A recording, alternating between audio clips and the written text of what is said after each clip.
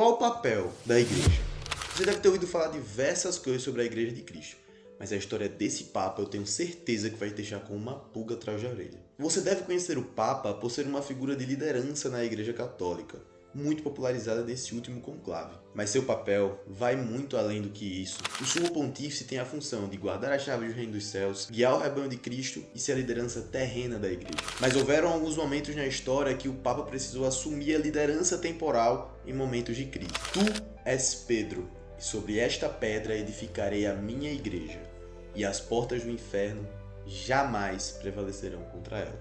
É o que Cristo promete em Mateus 16:18. E dali em diante, uma linhagem ininterrupta de sucessores assumiram a cátedra de São Pedro até o atual Papa Leão XIV. Mas vamos falar dele. O grande Papa e doutor da Igreja, Leão Magno, mais conhecido como São Leão Magno, foi um grande líder no exercício da sua função. Lutou contra diversas heresias, como a do nestorianismo, pelagianismo e maniqueísmo, ali na época do Concílio de Éfeso. Após a invasão da África pelos vândalos, diversas heresias estavam subindo para a Península Itálica. Vindo do Oriente, a heresia do monofisismo começou a tomar força, que foi condenada em 451 no Concílio de Calcedônia, porque no Concílio de Éfeso, lá atrás, se utilizaram de meios ilegais para legitimar a heresia. O episódio ficou conhecido como Latrocínio de Éfeso. Tem inclusive a famosíssima carta de São Leomagno Flaviano, patriarca de Constantinopla, falando sobre o mistério de Cristo. Não se pode crer que em Jesus Cristo exista uma humanidade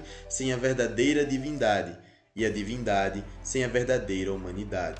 Suas homilias são joias raras, muito meditadas no tempo do Natal, que contemplam o mistério da encarnação, do Deus que se faz homem, como diz o Papa, plenamente homem, plenamente Deus. Além dos inimigos internos querendo corromper a Igreja com suas heresias, que inclusive foram muito bem combatidas pelo Sumo Pontífice, ele também lutou contra os bárbaros que queriam destruir e saquear Roma.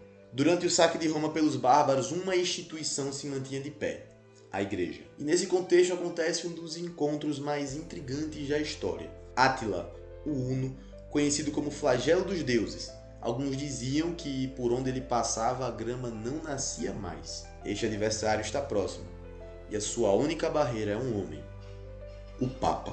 Antes do ataque, o Papa tem uma conversa com Átila e até hoje não se sabe o teor dessa conversa. O que sabemos é que após isso, Átila desiste do ataque, volta para sua terra e algumas fontes dizem que ele até abandonou as batalhas. Porém, infelizmente, anos depois, outro perigo se aproximava.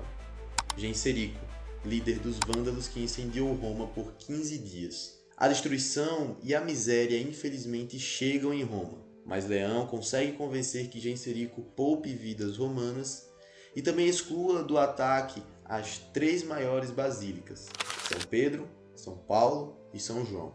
Enfim, não é regra, mas não raramente pode acontecer de Deus escolher seus campeões de entre classes abastadas e cultas. Assim como Maria os escolhe entre crianças, pastores e pessoas muito simples. São diversas as missões confiadas. Leão, chamado Magno, erudito romano, exerceu seu pontificado durante os períodos mais sombrios da Itália e do Império Romano do Ocidente.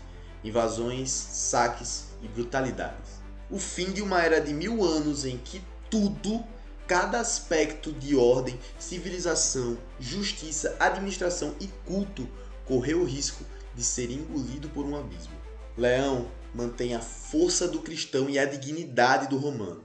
Tem esperança na salvação trazida por Cristo e conhece a força, a compostura e a disciplina na tradição a qual ele pertence. À beira do desaparecimento simbólico em 476 da figura do imperador do Ocidente, Leão também desempenha as funções de governo, administração e suprema defesa da população, além das suas funções pontifícias. O Ocidente encontrava-se sem liderança, um mundo completamente em decomposição, no qual nenhuma autoridade temporal tinha força para resistir ao ataque bárbaro. Apenas a Igreja permanece. No espiritual, ele é o sucessor de Pedro e reivindica a função que exerce no âmbito universal com grande determinação. Abre aspas.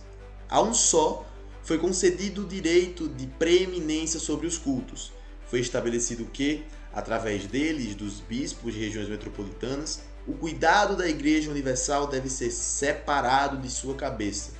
Escreve Leão ao bispo de Tessalônica. São Leão Magno nos ensina que Deus é bom. E Ele nos protege. Ele só não nos protege de uma coisa: nós mesmos. Deus não nos protege dos nossos pecados e do vândalo que habita dentro de nós. Nos mostra e nos faz entender que os inimigos são mais perigosos quanto mais íntimos eles são. Podemos até ser perseguidos por fora, mas somente um inimigo é capaz de nos dar a condenação: nós mesmos. São Leão Magno nos ensina que a função do Papa vai muito além do que imaginamos.